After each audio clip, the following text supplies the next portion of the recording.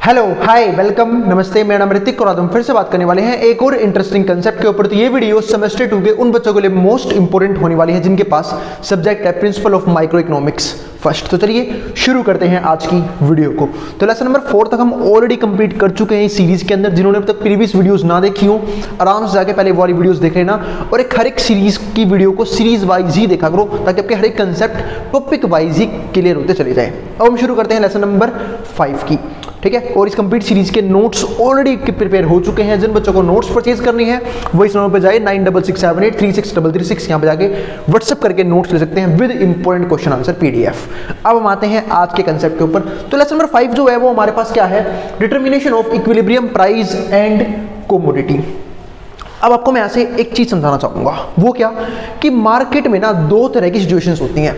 एक तो इक्विलिब्रियम की, उसको हम बोलते हैं संतुलित है, मार्केट संतुलन में है। एक होता है डिसइक्विलिब्रियम, इसका मतलब क्या होता है मार्केट असंतुलन में है। अब इसका मतलब क्या होता है भैया, संतुलन क्या होता है, मतलब इक्विलिब्रियम होता क्या है, ये डिसइक्विलिब्रियम कैसे क्रिएट होता है, वो सब डिस्कस करेंगे एक एक करके। तो देखो इक्विलिब्रियम का मतलब पता है क्या होता है कि मार्केट में जितनी डिमांड हो रही है ना उतनी ही मार्केट में सप्लाई हो रही है। इसी को बोलते हैं इक्विलिब्रियम की सिचुएशन, यानी कि जितना लोग डिमांड कर रहे हैं उतनी ही मार्केट में सप्लाई की जा रही है। तो ये हमारी सिचुएशन हो गई इक्विलिब्रियम की। लेकिन दिक्कत क्या है, इसके अलावा दो सिचुएशन और हो सकती है।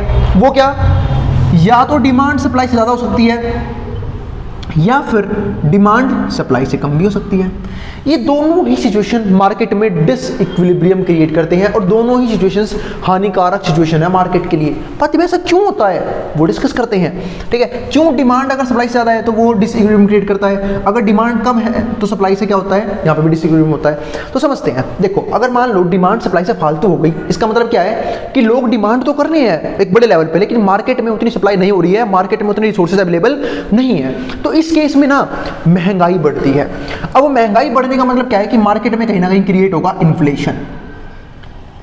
मार्केट में प्राइस ऊपर जाएंगे क्योंकि सप्लाई लिमिटेड होने की वजह से सेलर जो हायर प्राइस पे करेगा उनको ही सेल करेंगे, बाकी को सेल नहीं किया जाएगा। इसका मतलब गुड्स और सर्विसेज बहुत से लोगों के लिए अनअफोर्डेबल हो जाएंगी, लोग अफोर्ड ही नहीं कर पाएंगे इस सिचुएशन में। लेकिन बात अगर ये सिचुएशन हुई तो यानी कि सप्लाई ज़्यादा है पर डिमांड उतनी हो नहीं रही, यानी कि मार्केट में आउटपुट जनरेट किया जा रहा है लेकिन डिमांड उतनी हो नहीं रही है। तो ये क्रिएट करता है इकोनॉमी के अंदर डिफ्लेशन। डिफ्लेशन यानी कि मंदी बोलते हैं इसे, कि मार्केट में प्राइस जो है काफ़ी नीचे आ जाएंगे क्योंकि जब सप्लाई बहुत ज़्यादा है और खरीदने वाले लोग हैं नहीं तो प्रोड्यूसर जो है वो कैसे भी अपने स्टॉक को क्लियर करने की कोशिश करेंगे, सस्ते में चीज़ों को सेल करेंगे, जिससे मार्केट में क्या होगा, डिफ्लेशन क्रिएट होगा। और इकोनॉमी के लिए दोनों ही सिचुएशन क्या है, काफ़ी खतरनाक है, इन्फ्लेशन भी और डिफ्लेशन भी, और दोनों ही इकोनॉमिक ग्रोथ को रोक देती हैं। सबसे आइडियल सिचुएशन जो है ना वो क्या होती है, डिमांड इक्वल्स टू सप्लाई। अब बात ये आती है कि ठीक है भाई इक्विलिब्रियम की सिचुएशन ये है, लेकिन ज़्यादातर बता रहा हूँ इकोनॉमी के अंदर ये दोनों सिचुएशन देखने को मिलती है और गवर्नमेंट इन्हें कॉम्पीट करने के लिए, इनसे बचने के लिए, इनसे प्रिवेंट करने के लिए मार्केट को अपनी कुछ पॉलिसीज लगाती हैं, ठीक है। वो कैसे कैसे पॉलिसी होती है वो समझते हैं। जैसे मान लो मैं आपको बोलूँ कि इन्फ्लेशन के टाइम पे क्या किया जा सकता है, अगर मार्केट में इन्फ्लेशन बहुत ज़्यादा है तो क्या होगा, यानी कि मार्केट में महंगाई बहुत ज़्यादा है और महंगाई ज़्यादा होने का मतलब क्या है कि जो डिमांड है वो ज़्यादा है, सप्लाई है वो क्या है, कम है। तो गवर्नमेंट बताइए यहाँ पे क्या कर सकती है, गवर्नमेंट बैंक को बोलेगी। अब देखो गवर्नमेंट का बैंक कौन सा होता है, सबको पता है आरबीआई। जो आरबीआई है वो क्या है, बैंकर्स बैंक, गवर्नमेंट का बैंक है। तो आरबीआई जो वो ऑर्डर देते हैं बाकी सारे बैंक को कि तुम ना लोन के प्राइस हाई कर दो, ठीक है, मतलब लोन पे जो इंटरेस्ट रेट लगता है वो हाई कर दो, लोन लोगों को सस्ते में नहीं मिलना चाहिए। अब जब लोगों को लोन नहीं मिलेगा, लोगों को क्रेडिट नहीं ले पाएंगे लोग बैंक से, तो क्या लोगों के पास पैसा आएगा, पैसा होगा नहीं। जब पैसा नहीं होगा लोगों के पास तो लोग डिमांड क्या कर देंगे, कम कर देंगे। यानी गवर्नमेंट इस सिचुएशन पर जाने के लिए क्या करती है, मार्केट से पैसा निकालने की कोशिश करती है। और जब मार्केट से पैसा निकाला जाएगा तो मार्केट से पैसा निकालने का सिंपल सा मतलब क्या है कि डिमांड जो है वो यहाँ पे क्या हो जाएगी, कम हो जाएगी और डिमांड सप्लाई के बराबर आने की पूरी कोशिश करेगी। तो इस तरीके से यहाँ पे गवर्नमेंट एक रोल प्ले करती है कि मार्केट से पैसा निकाल लो, लोन के प्राइस महंगे कर दो, तो लोग लोन लेंगे ही नहीं क्योंकि अब लोन लेना उन्हें महंगा पड़ रहा है, लोन पे महंगे इंटरेस्ट रेट देने पड़ रहे हैं, तो लोग लोन नहीं लेंगे। और जब लोन नहीं लेंगे पैसा नहीं आएगा मार्केट में, और मार्केट में पैसा नहीं होगा तो सिंपल सी बात है डिमांड जो है वो अपने आप ही काबू में आ जाएगी। लेकिन अगर मान लो भैया ये वाली सिचुएशन हो तो यानी कि डिमांड जो है वो कम है, सप्लाई क्या है, ज़्यादा है।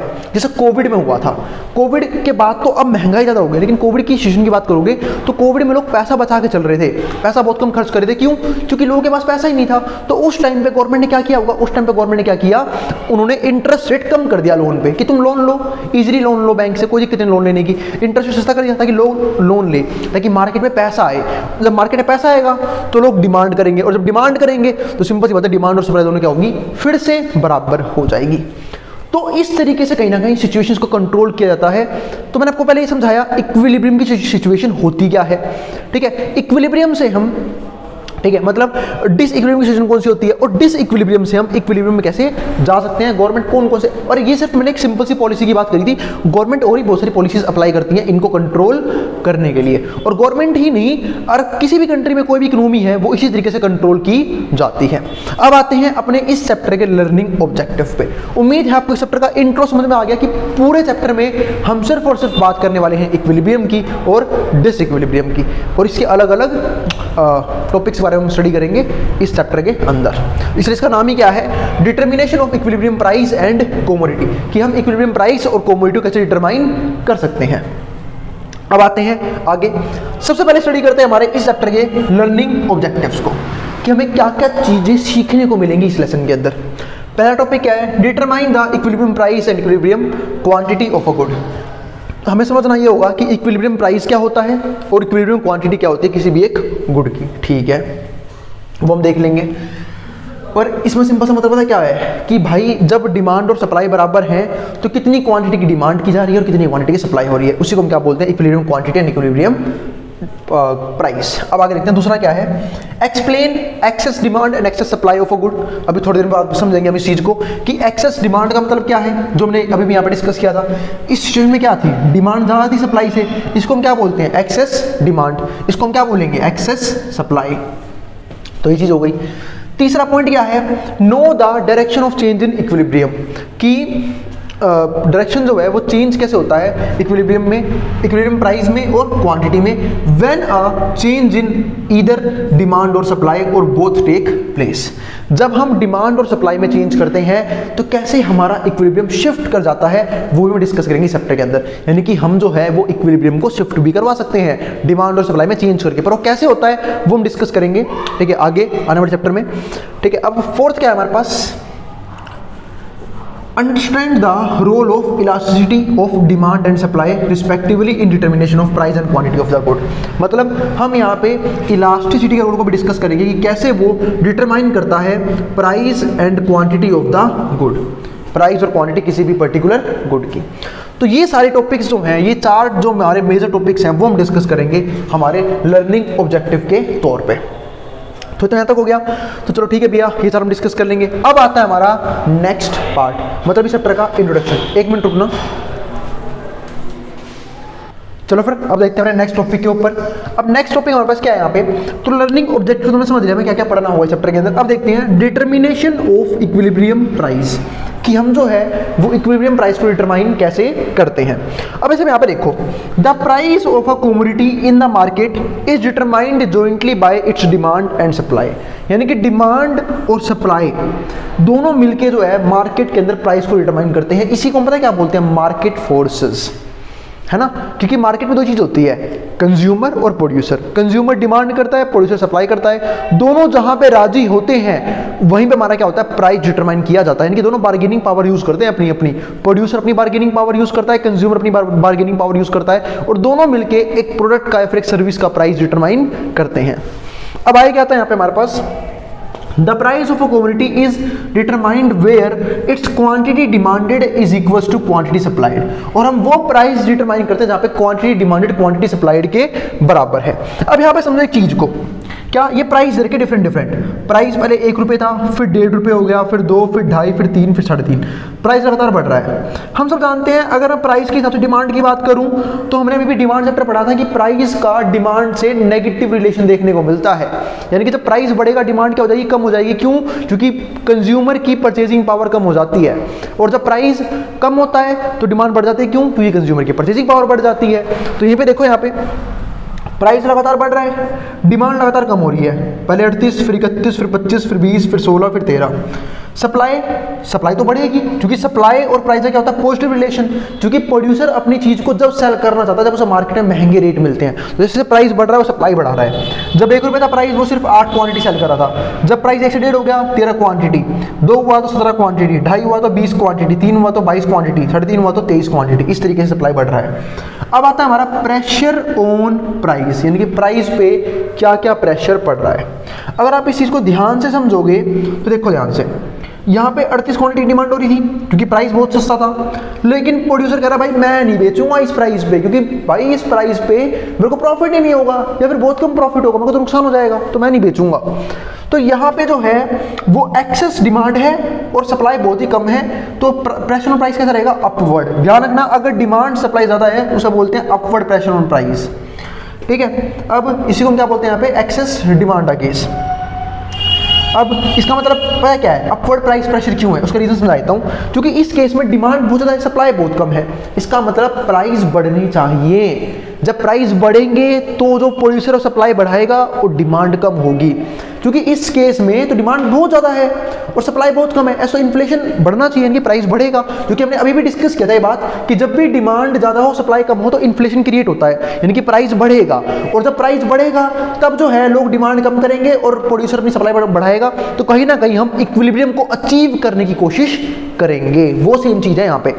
तो प्राइस यहाँ पे 1 रुपये था, डिमांड 38 थी, सप्लाई क्या थी, कम थी, तो प्राइस बढ़ा 1.5 हो गया। जब प्राइस बढ़ा, ठीक है, तो अब भी डिमांड कितनी हो रही है, 31, यानी कि डिमांड ज़्यादा है। प्रोड्यूसर कह रहा है अभी भी भाई मैं अच्छे खासे प्रॉफिट में नहीं हूँ, अभी मैं सप्लाई कम करूँगा। इस केस में भी डिमांड ज़्यादा है, सप्लाई कम है। फिर गए हम नेक्स्ट चीज़ पे, प्राइस थोड़ा और बढ़ाया गया। जब प्राइस 2 रुपये हुआ, अभी भी डिमांड कितनी है, 25। प्रोड्यूसर कह रहा है मैं अभी भी इतनी सप्लाई नहीं कर पाऊंगा, क्यों, क्योंकि अभी भी मुझे अच्छा प्रॉफिट नहीं जनरेट होकर दिख रहा है।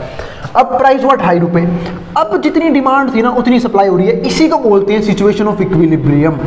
यानी कि प्राइस बढ़ बढ़ के प्रेशर की वजह से कहाँ पे पहुंच गया, इक्विलिब्रियम अचीव कर गया। लेकिन जब प्राइस 3 रुपये हुआ, यानी कि प्राइस और बढ़ गया, अब प्रोड्यूसर कह रहा है अब तो मुझे बहुत प्रॉफिट मिल रहा है, अब मैं सप्लाई बहुत ज़्यादा करूंगा, लेकिन अब डिमांड ही उतनी नहीं हो रही, यानी कि इस सिचुएशन में डिमांड उतनी नहीं हो रही है। क्यों, क्योंकि अब कंज्यूमर को दिख रहा है ये प्रोडक्ट मेरे लिए वर्थ इट नहीं है, मेरे लिए महंगा है, तो यहाँ पे डिमांड कम है, सप्लाई ज़्यादा है, डाउनवर्ड, यानी कि अब जो है वो प्राइस कम होना चाहिए। तो इसलिए हम अब इस केस में ऊपर की तरफ जाएंगे। फिर प्राइस और बढ़ गए, सब भाई सेलर या फिर सप्लायर और खुश हो गया, कह रहा वाह अब थोड़ा सा प्रॉफिट मिलेगा, मैं और सप्लाई बढ़ाऊंगा, लेकिन डिमांड हो ही नहीं रही। बेच ले भाई, किसको बेचेगा, डिमांड कर ही नहीं है लोग। ठीक है, इस तरीके से कंसेप्ट काम करता है डिमांड और सप्लाई का, है ना। ये चीज़ होती है कि भाई मैं तो खुश हो गया तो क्वांटिटी बेचूंगा क्योंकि मुझे महंगे रेट में बेचने को मिल रहा है, लेकिन बायर कह रहा है मैं खरीदूंगा ही नहीं, बेच ले भाई, किसको बेचेगा, क्योंकि भाई इस प्राइस पे तो प्रोडक्ट या फिर सर्विस मेरे लिए वर्थ इट नहीं है, मैं नहीं करूंगा भाई उसे। तो अब की बार यहाँ पे होगा डाउनवर्ड प्रेशर। ठीक है, और डाउनवर्ड प्रेशर का मतलब क्या है कि अब प्राइस नीचे जाना चाहिए। अपवर्ड केस में प्राइस को ऊपर जाना था, डाउनवर्ड केस में प्राइस को नीचे जाना था, यानी कि सिचुएशन तो यही आनी चाहिए। इसे बोलते हैं आइडियल सिचुएशन, इक्विलिब्रियम की सिचुएशन ये चाहिए थी मुझे मार्केट के अंदर। अब थोड़ा सा और डीप में डिस्कस कर लेते हैं। अब पहले समझते हैं ग्राफ को। अगर आप इस ग्राफ को देखोगे तो यहाँ पे देखो यही चीज़ है, प्राइस यहाँ से शुरू हुआ आधे पैसे से 0.50, फिर 1, फिर 1.5 हो गया, फिर 2, फिर 2.5, ठीक है 3, 4। अच्छा मैंने एक गायब कर दिया क्या, यहाँ पे एक भी लिख लेना, यहाँ पे लिख लो 0.50, यहाँ पे लिख लो 1 रुपये। 1 रुपये था ना प्राइस, हाँ 1 रुपये भी है प्राइस। ठीक है, तो इस तरीके से हमारा 1, 1.5, 2, 2.5, 3, 3.5, 4, ये हमारा जो प्राइस है ना 2.5 रुपये, वो हमारे पास क्या है, इक्विलिब्रियम की सिचुएशन। देखो ये रहा 2.5 रुपये पे हमने इक्विलिब्रियम अचीव कर लिया था। ठीक है, और जहाँ पे हमने इक्विलिब्रियम अचीव किया वो क्वांटिटी हमारी क्या होती है, इक्विलिब्रियम क्वांटिटी। तो 20 हमारे लिए क्या है, इक्विलिब्रियम क्वांटिटी है, और इक्विलिब्रियम प्राइस क्या है, 2.5 रुपये। तो ध्यान रखना 2.5 रुपये हमारा क्या है, इक्विलिब्रियम प्राइस है, यानी कि वो प्राइस जहाँ पे मार्केट संतुलन में है, डिमांड और सप्लाई दोनों ही एक दूसरे के बिल्कुल बराबर है। अब आगे देखते हैं ग्राफ को। तो ये हमारे पास किसका कर्व है, सप्लाई का कर्व। ये हमारे पास किसका कर्व है, डिमांड का कर्व। ठीक है, अगर मैं ऊपर की तरफ देखूं तो यहाँ पे क्या है, एक्सेस सप्लाई, मार्केट में सप्लाई बहुत ज़्यादा। देखो डिमांड, देखो डिमांड कितनी कम हो रही है, डिमांड इस तरफ है, सप्लाई इस तरफ है। सप्लाई बहुत ज़्यादा हो रही है लेकिन डिमांड उतनी हो नहीं रही। क्यों नहीं हो रही, क्योंकि प्राइस बहुत ज़्यादा है, और प्राइस ज़्यादा है तो सप्लाई तो बढ़ती है, लेकिन क्या डिमांड बढ़ा पाओगे आप, नहीं, क्योंकि डिमांड जो है वो प्राइस बढ़ते क्या होती है, कम हो जाती है। तो इसको बोलते हैं सिचुएशन ऑफ एक्सेस सप्लाई। ठीक है, एक्सेस सप्लाई। ठीक है, यानी कि इसको हम ये कह सकते हैं यहाँ पे डाउनवर्ड प्रेशर, यानी कि डाउनवर्ड आनी चाहिए, तो हम नीचे की तरफ आएंगे। तो ये हमारे पास क्या सिचुएशन है, इक्विलिब्रियम की। लेकिन अगर हम और नीचे चले जाएं, अब जब और नीचे गए तो क्या हो गया, प्राइस और कम हो गया। जब प्राइस कम हो गया तो लोग डिमांड तो करेंगे, पर क्या सप्लाई होगी? नहीं, क्योंकि प्रोड्यूसर लॉस में है। तो इसको हम क्या बोलते हैं, एक्सेस डिमांड। एक्सेस डिमांड है, ठीक है, और जब एक्सेस डिमांड होगी तो इन्फ्लेशन क्रिएट होगा, प्राइस ऊपर की तरफ भागने की कोशिश करेगा। इसको बोलते हैं अपवर्ड प्रेशर, जो मैंने यहाँ पे लिख दिया था कि प्राइस ऊपर की तरफ जाएगा। और ये सिचुएशन बनेगी फिर से कौन सी, इक्विलिब्रियम की सिचुएशन। यहाँ पे एक्सेस डिमांड, यहाँ पे एक्सेस सप्लाई, ठीक है। और जहां पे दोनों कर्व एक दूसरे को काटे, जैसे डिमांड ने सप्लाई को यहाँ पे काटा, वही क्या होता है हमारा इक्विलिब्रियम की सिचुएशन। इसी को बोलते हैं वो केस जहां पे हमारा डी बराबर होता है एस के, demand is equals to supply. तो उम्मीद है इक्विलिब्रियम का सारा खेल आप लोगों को समझ में आ गया होगा। फिर भी किसी प्रकार का डाउट रह जाए ना, आप आराम से बेझिझक कमेंट बॉक्स में कमेंट कर देना, मैं उसको सोल्व करने की पूरी कोशिश करूंगा, ठीक है, उस क्वेरी को सोल्व करने की पूरी कोशिश करूंगा। अब पढ़ते हैं थोड़ी सी थ्योरेटिकल बातें इस ग्राफ के बारे में, स्टडी करते ही फिनिश कर देंगे टॉपिक को। अब यहाँ पे देखो, यहाँ पे DD is market demand curve and SS is market supply curve. DD हमारे पास क्या है, मार्केट डिमांड कर्व है। SS हमारे पास क्या है, market supply curve, which shows quantity of ball pens demanded and supplied at different prices. ये दिखा रहे हैं कि कितने बॉल पेन जो हैं वो डिमांड किए जाएंगे और सप्लाई किए जाएंगे, वो भी डिफरेंट प्राइसेस पे। Demand and supply curves intersect each other at a point. Demand और सप्लाई कर्व एक दूसरे को काटेंगे एक पर्टिकुलर प्राइस लेवल पे। अब आता है हमारे पास OP एंड OM। OP कहाँ है, OP, अच्छा इसको O बना लेते हैं, चलो ये हमारा O है। OP और OM is equilibrium price and commodity. ये हमारे पास क्या है, इक्विलिब्रियम प्राइस और इक्विलिब्रियम क्वांटिटी है। यहाँ पे क्वांटिटी लेता हूँ, कमोडिटी को हटाओ, इक्विलिब्रियम क्वांटिटी। क्वांटिटी की स्पेलिंग आती है मुझे, आ गया इक्विलिब्रियम क्वांटिटी। अगर पॉइंट देखते हैं, suppose the price in the market is ₹3 per ball pen. अब मैंने यहाँ पे एग्जांपल दिया है, इसका पूरा सोच रहे ना, ताकि आप लोगों को थ्योरेटिकल चीज़ें बनानी भी आ जाए। जब प्राइस मार्केट में ₹3 था, जब प्राइस ₹3 था, कहाँ गया ₹3, कहाँ गया ₹3, ये रहा ₹3। जब प्राइस ₹3 था, डिमांड हो रही थी 16 पेन की, लेकिन सप्लाई थी 22 पेन की, क्योंकि प्रोड्यूसर खुश हो रखा था, अरे वाह महंगे में बिक रही है चीज़ें, अच्छा खासा प्रॉफिट कमाऊंगा मैं, अरे कमा लेना, बिकेंगी नहीं चीज़ें। डिमांड 16 है, लेकिन सप्लाई कितनी हो रही है, 22, यानी कि क्या प्रेशर कैसा होगा, डाउनवर्ड प्रेशर। प्राइस जो है वो कहाँ जाना चाहिए, नीचे आना चाहिए, यानी कि सप्लाई ज़्यादा है, डिमांड कम है, तो प्राइस नीचे आएगा तभी खरीदेंगे। तो यहाँ पे देखो, suppose the price in the market is ₹3 per ball pen. At this price 22 ball pen are supplied. 22 ball pen supply हुए, डाटा सब कुछ लिखा हुआ है पहले से ही, 22 बॉल पेन सप्लाई हुए, but 16 ball pens are demanded. Supply is in excess. यहाँ पे सप्लाई क्या थी, एक्सेस में थी, 22 में 16 गई, 6 पेन की सप्लाई एक्सेस हो रही थी of demand. The producers will be left with unsold quantity. तो अब की बार प्रोड्यूसर कैसे रह गए, अनसोल्ड क्वांटिटी के साथ। अब यहाँ पे आपको एक चीज़ और समझा देता हूँ, बताना मत किसी को, है ना। अनसोल्ड क्वांटिटी है ना, वो प्रोड्यूसर के लॉस के बराबर होती है। अरे आप एक सिंपल सी बात सोचो ना, आपने कुछ चीज़ें जो हैं आपने परचेज आपने बना तो ली, लेकिन मार्केट में उसकी डिमांड नहीं है, मार्केट में उतना स्टॉक्स बिक नहीं पा रहे, तो वो जो अनसोल्ड स्टॉक्स है ना, वो किसके बराबर होता है, लॉस के बराबर होता है। इसलिए जो कोई भी प्रोड्यूसर है वो अनसोल्ड स्टॉक को चीप से चीप रेट में भी निकालने की कोशिश करता है कि भाई कुछ नहीं मिलेगा, इससे बड़े कुछ ही मिल जाए, वो चीज़ होती है यहाँ पे। तो ध्यान रखना, अनसोल्ड स्टॉक हमेशा लॉस के बराबर होता है, क्योंकि वो पैसा रिकवर नहीं हो पाएगा जो रॉ मटेरियल में उन गुड्स के लगाया गया था। सपोज करो मैं आपको यहाँ पे एग्जांपल देता हूँ एक सिंपल सा, कि 10,000 क्वांटिटी है किसी चीज़ की, लेकिन डिमांड हुई सिर्फ 5,000 क्वांटिटी की।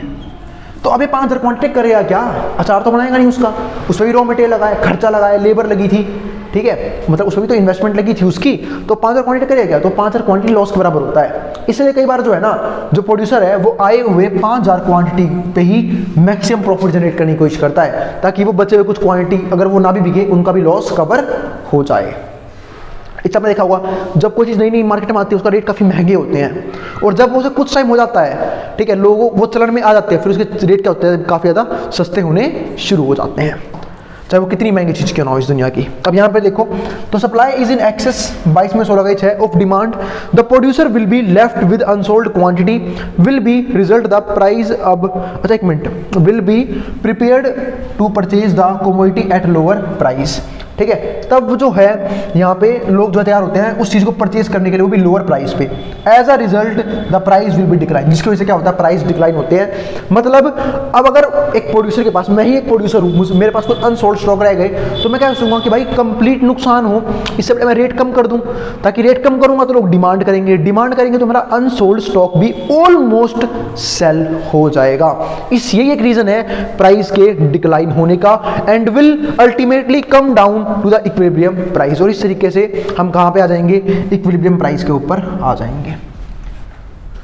तो उम्मीद है, और इसका उल्टा भी हो सकता है, जब मार्केट में प्राइस बहुत कम हो, यानी कि जब प्रेशर किस तरह का हो, अपवर्ड प्रेशर हो, यानी कि डिमांड ज़्यादा सप्लाई कम हो, तो प्राइस जो है वो नीचे भी क्या हो सकते हैं, आ सकते हैं। प्राइस बढ़ सकते हैं। क्यों बढ़ सकते हैं? क्योंकि डिमांड ज़्यादा हो रही है, सप्लाई उतनी है नहीं, तो इन्फ्लेशन क्रिएट होगा इकोनॉमी के अंदर।